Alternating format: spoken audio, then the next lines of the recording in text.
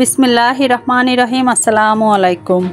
কেমন আছো আমার প্রিয় বন্ধুরা? সবাই আশা করছি অনেক ভালো আছো। আমি আর আমার পরিবারের প্রতিটা মানুষ আল্লাহর রহমতে তোমাদের দোয়া ও ভালোবাসা অনেক ভালো আছি।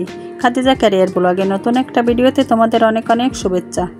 আশা করছি ভিডিওটা তোমাদের একটু হলেও ভালো লাগবে। আর ভালো লাগলে ছোট্ট একটা লাইক দিও আর ছোট্ট করে একটা কমেন্ট করো।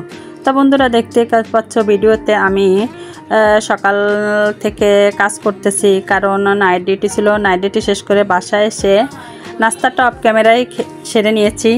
এখন বাচ্চার পড়ার টেবিলটা, এটা অনেক ক্লাস 2, 3-এর বইপত্র, 4, 5, ক্লাস 6-এ উঠে গেছে বাচ্চা। বই খাতাগুলো ছিল, এগুলো অনেক দিন জমা হয়ে আছে, এগুলো পরিষ্কার করা হয় না। বই খাতা এগুলো বিক্রি করা হয় না।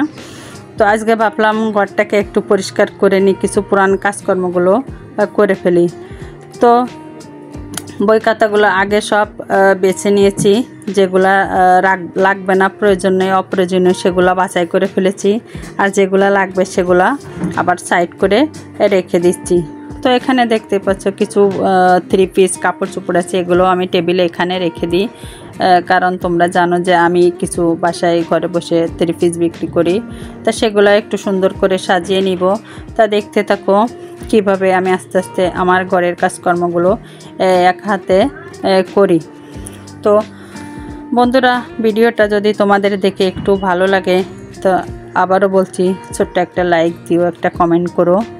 আর চ্যানেলে নতুন হলে আমাকে একটা ভালোবেসে সাবস্ক্রাইব করে দিও। আর যারা করে দিয়েছো তাদেরকে তো অসংখ্য ধন্যবাদ। তা দেখো বন্ধুরা, টেবিলটা গোছ করে নিলাম, নিয়ে এখন বিছানাপত্রটা ঝাড়ু দিয়ে নিব। তো ঝাড়ু দিতে দিতে তোমাদের সাথে কিছু নিজেদের ঘর সংসারের ব্যাপারে কিছু গল্প শেয়ার করি। তো আমরা যারা মুসলিম আছি, আসলে এক মুসলিমের আর এক মুসলিমের জন্য আসলে অনেক কষ্ট লাগে, খারাপ লাগে। এই যে ইসরায়েলরা যেভাবে ফিলিস্তিনিদের উপর আসলে হামলা করতেছে, আল্লাহ তাআলা ফিলিস্তিনিদের রক্ষা করুক, আর ইসরায়েলদের আল্লাহ তাআলা হেদায়েত দান করুক। আসলে আমাদের অন্য দেশ হলেও আসলে আমরা তো একই মুসলিম, খুবই কষ্ট লাগে এগুলো দেখলে। আমরা সবাই দোয়া করি ফিলিস্তিনিদের জন্য, তারা অনেক কষ্ট পাচ্ছে, খাবার, তাদের কত জীবন চলে যাচ্ছে। আল্লাহ তাআলা যেন সব কিছু রহমত করে, হেফাজত করে, আমিন।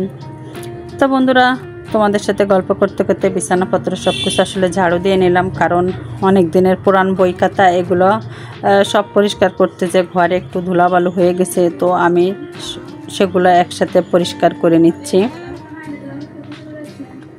তো ঘরটাকে বিছানাপত্র ঝাড়ু দিয়ে ঘরটাকে একবারে ঝাড়ু দিয়ে নিব। আসলে মেয়েরা যদি সারাদিনও ঘরের কাজ করে, তবুও কাজ কখনো শেষ হয় না। এই সকাল থেকে দুপুর পর্যন্ত করে, দুপুর থেকে আবার বিকাল পর্যন্ত করা হয়, বিকাল থেকে আবার রাত পর্যন্ত। শুধু ঘুমানোর টাইমটাই আমাদের একটু রেস্ট, তাছাড়া আমাদের আর কোথাও দেখে না আসলে রেস্ট আছে। তো যাই হোক, যাদের একটু রুম সার্ভিস আছে, হেল্পম্যান আছে, তারা তো একটু বিশ্রাম নিতে পারে, তো তাদের পক্ষে একটু সুবিধা হয়।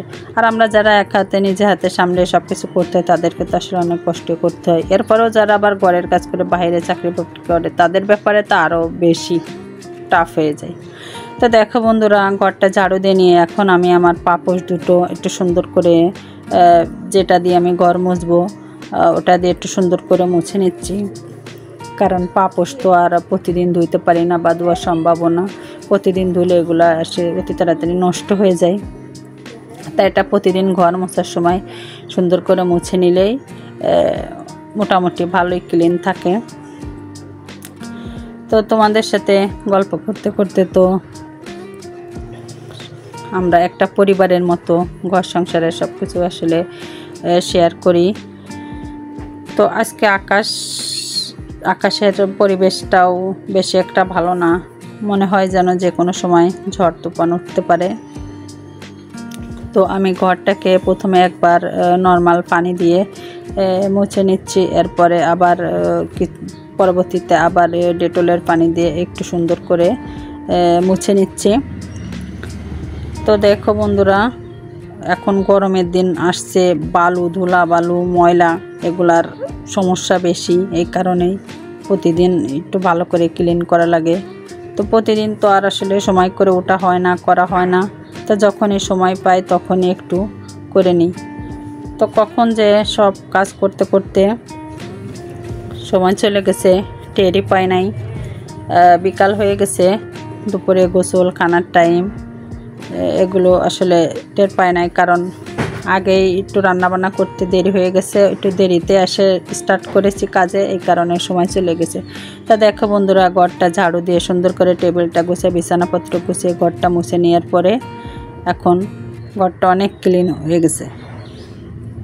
তো দেখো বন্ধুরা, এখন আমি চলে আসছি আমার পাশের রুমে। আমার খালাতো বোনের সাথে যে রুমটা আমরা শেয়ার করি সেই রুমটাতে যে ওয়াল শোকেসটা দেখতে পাচ্ছ ওটা আমার, এটাকেও এখন মুছে নিব সুন্দর করে। এটাতেও হাত দিতে সময় পায় না।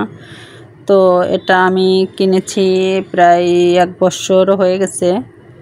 এটার একটা অনেক শখ ছিল, একটা ওয়াল শোকেসের অনেক আসলে অনেক শখ ছিল। যাক, আল্লাহ তাআলা শখটা পূরণ করেছে, কারণ এটা কম দামি হোক আর বেশি দামি হোক কথা সেটা না। দেখো, তোমাদের সাথে গল্প করতে করতে ওয়াল শোকেসটাও মুছে পরিষ্কার করে নিলাম। এখন ভিডিও শেষ প্রান্তে চলে এসেছি, তোমাদের সাথে দেখাবে নতুন আর একটা কোনো ভিডিওতে। সে পর্যন্ত সবাই ভালো থাকবে, সুস্থ থাকবে, পরিবারের প্রতি খেয়াল রাখবে, আর আমাদের জন্য দোয়া করবে, আমরা যেন ভালো থাকি, সুস্থ থাকি। এখন দেখো বন্ধুরা, বাইরে চলে এসেছি একটু তোমাদের বাইরের পরিবেশটা দেখানোর জন্য। মনে হচ্ছে এক্ষুনি যে কোনো সময় ঝড় বৃষ্টি উঠতে পারে, প্রচণ্ড বাতাস বইছে।